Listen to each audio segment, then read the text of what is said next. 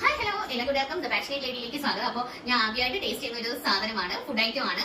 ബീഫും അതേപോലെ banana fry വഴറ്റിയപ്പോൾ ഭയങ്കര ട്രെൻഡിങ് ആയിട്ട് പോയിക്കൊണ്ടിരിക്കുന്ന സംഭവമാണ്. പക്ഷേ ഞാൻ ഇതുവരെ എനിക്ക് ബീഫ് കഴിച്ചുകൂടെ അലർജി ആയതുകൊണ്ട് അപ്പോൾ ഞാൻ ആദ്യമായിട്ട് ചിക്കൻ പെരട്ടും പിന്നെ ബനാന ഫ്രൈ കൂടെ ഒന്ന് ട്രൈ ചെയ്ത് നോക്കുകയാണ്.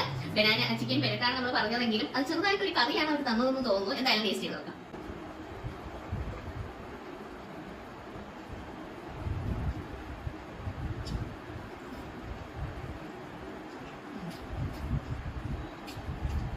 നല്ല ടേസ്റ്റ് നമ്മൾ വിചാരിക്കുന്ന പോലെ അല്ല കേട്ടാ.